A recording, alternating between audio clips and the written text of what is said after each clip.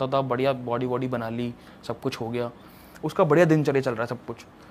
अब एक दिन क्या हुआ, अब भाई वो यक्षिणी थी, उसने उससे वचन ले लिए थे वो तीनों के तीनों। तो उसने अगर बोल दिया कि तुझे इस टाइम पे हाजिर होना है, तो वो हाजिर होता था उस टाइम पे उसके पास। तो उसने जाना स्टार्ट कर दिया और वो इस चीज़ को 1.5 से 2 साल करता रहा। तो इस बीच उसकी तरक्की हो रही थी, पैसे हाँ, वैसे? प्रॉपर हो रही, तरक्की हो रही थी, उसके घर वालों से रिलेशन अच्छे भी बन रहे थे।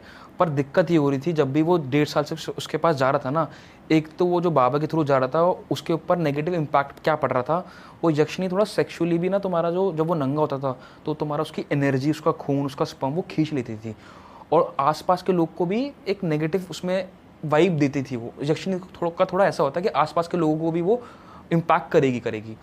तो वो 1.5 साल तक उसने ये सब करा, बट फिजिकली वो इम्पैक्ट भी धीरे धीरे होती रही उसके ऊपर, हावी हावी हो गई बहुत ज़्यादा मेंटली, फिजिकली फिर भी एक बारी को वो ठीक ठाक था। अब क्या हुआ, कुछ टाइम बाद उसे मनीष दोबारा मिला, तो उसने कहा भाई सब ठीक ठाक चल रहा है।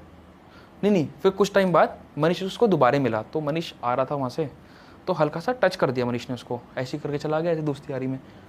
तो वो एकदम से गुस्सा हो गया, मतलब दोस्त अगर गुस्सा करते हैं तो मजाक मजाक में कुछ और गुस्सा करते हैं, बट वो एक्चुअली में बहुत ज़्यादा गुस्सा कर गया। और उसने बोला कि भाई इतना क्या गुस्सा कर रहा है तू, आसपास के दोस्त और भी करते, कह रहे इसको क्या हो गया कुणाल को कि छोटी सी टच करने पे इतना ज़्यादा गुस्सा हो गया।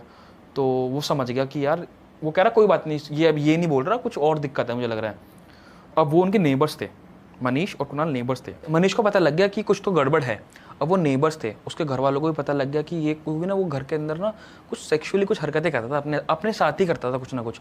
तो उसका घर वालों को लगता था कि क्या करता है बंद कमरे में ये सब चीज़ें, और थोड़ा एग्रेशन बढ़ गया था उसका, एंग्जाइटी बहुत ज़्यादा बढ़ गई थी, अपने आप से बात करना चालू कर दिया उसने। तो उनको दिख गया घर वालों को थोड़ा बहुत। उसके बाद क्या हुआ, मनीष को भी आइडिया लग गया था। तो मनीष के एक गुरुजी थे जो तांत्रिक थे बेसिकली, जो ब्लैक मैजिक को हटाते थे, एक्सॉर्सिज्म जो करते थे। तो उन्होंने बोला कि इनसे कुछ बात करो, अगर आपने प्रभु से बात करो, गुरु से बात करो, अगर शायद इसका कुछ हो जाए, हल्का फुल्का जो भी उतर जाएगा।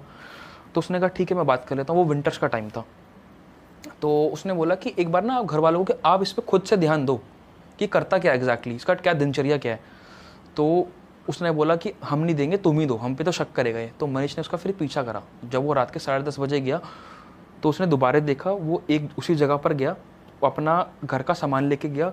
उस बार वो घर का खाना नहीं लेके गया, गेहूँ लेके गया। गेहूँ को उसने उस वहाँ पर रखा पिलर पे, और उसके ऊपर पेशाब कर दिया।